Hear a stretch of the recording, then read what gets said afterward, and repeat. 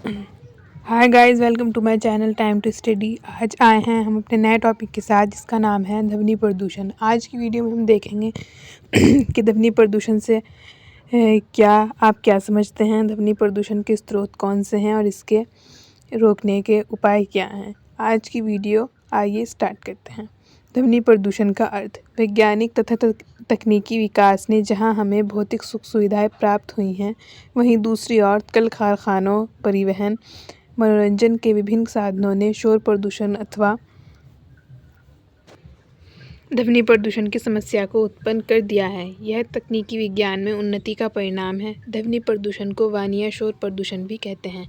आइए हम देखते हैं ध्वनि प्रदूषण के स्रोत कि किन कारणों से ध्वनि प्रदूषण बढ़ता है। पहला है प्राकृतिक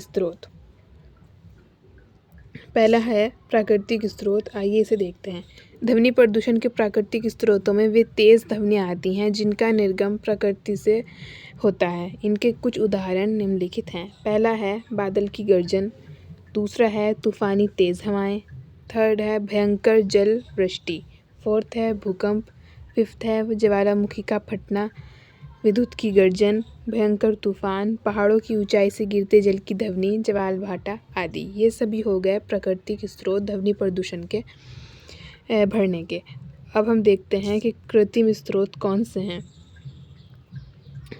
ध्वनि प्रदूषण के कृत्रिम स्रोतों में वे तेज ध्वनियाँ आती हैं जिनका निर्गम कृत्रिम ढंग से होता है। पहला है उद्योग धंधे तथा मशीनें। ये सब मानव द्वारा निर्मित शोर है जो ध्वनि प्रदूषण कहलाता है, जिसने पर्यावरण को काफ़ी हानिकारक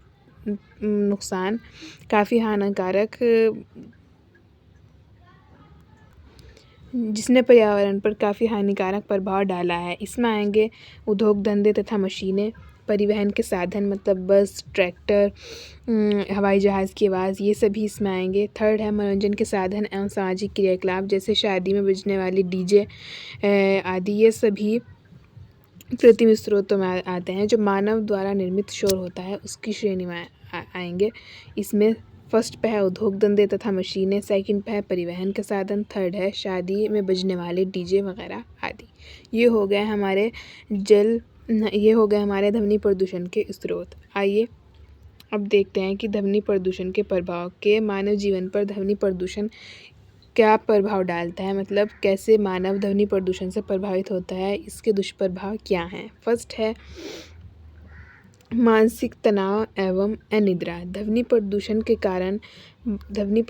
कारण मानसिक तनाव होता है, मतलब दिमाग जो होता है हमारा, मस्तिष्क सही कार्य नहीं करता और व्यक्ति तनाव की श्रेणी में रहता है और अनिद्रा अनुभव होती है, मतलब नींद नहीं आती, उसमें अनिद्रा रहती है। ये ध्वनि प्रदूषण का प्रमुख कारण है, इसमें तनाव और अनिद्रा रहती है। सेकंड है केंद्रीय तंत्रिका संस्था पर प्रभाव। थर्ड है बहरापन। ध्वनि प्रदूषण के कारण बहरेपन की समस्या उत्पन्न होती है। फोर्थ है अंतःस्रावी ग्रंथियों पर प्रभाव। फिफ्थ है हृदय रोग एवं उच्च रक्तचाप। यह भी ध्वनि प्रदूषण का मेन प्रभाव है। अब हम देखते हैं कि ध्वनि प्रदूषण के नियंत्रण के उपाय, कि हम किन कारणों से ध्वनि प्रदूषण पर नियंत्रण कर सकते हैं। फर्स्ट है स्रोत पर शोर का नियंत्रण। ध्वनि स्तर कम करने के लिए अनेक प्रकार के पदार्थ जैसे राख के सांचे, शीशा, प्लास्टर आदि उपयोग में लाए जा सकते हैं। यह पदार्थ ध्वनि संचरण को कम कर देते हैं। राख का सांचा अगर 10 सेंटीमीटर होता है तो यह 50 डेसिबल, राख का सांचा अगर दोनों तरफ से प्लास्टर किया है तो यह 45 डेसिबल, 10 सेंटीमीटर तक मोटी ईंट की दीवार 45 डेसिबल ध्वनि को कम कर सकते हैं। मतलब अगर 10 सेंटीमीटर राख का सांचा है तो 50 डेसिबल ध्वनि को कम कर सकता है। राख का सांचा अगर दोनों तरफ से प्लास्टर किया है तो वो 45 डेसिबल से ध्वनि को कम करता है और 10 सेंटीमीटर तक मोटी ईंट की दीवार 45 डेसिबल ध्वनि को कम कर सकती है। सेकंड है प्राप्तकर्ता पर ध्वनि नियंत्रण। किसी हद तक प्राप्तकर्ता चाहे तो स्वयं ध्वनि को कम मात्रा में ग्रहण कर ध्वनि नियंत्रण कर सकता है। यह प्रभाव निम्न उपायों से कम किया जा सकता है। फर्स्ट है लोगों को शिक्षित करके। बड़े बड़े औद्योगिक नगरों जैसे मुंबई, कलकत्ता, मद्रास, कानपुर, जहाँ ध्वनि प्रदूषण की समस्या काफ़ी गंभीर है। वहाँ पर रेडियो, टीवी, अखबार आदि के माध्यम से शोर रोकने एवं कम करने हेतु जागरूक किया जा सकता है। तो हम ध्वनि प्रदूषण पर जो नियंत्रण है वो लोगों को शिक्षित करके भी पा सकते हैं। सेकंड है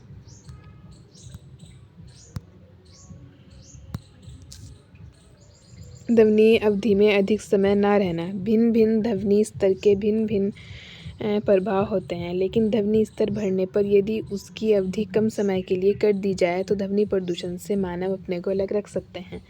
थर्ड है व्यक्तिगत रक्षा यंत्रों का उपयोग करके। कान में लगाए जाने वाले प्लग मतलब ईयरफोन्स, मफलर, ध्वनि रोधी हेलमेट तथा रुई आदि प्रयोग कर शोर को कम किया जा सकता है। फोर्थ है अवशोषण।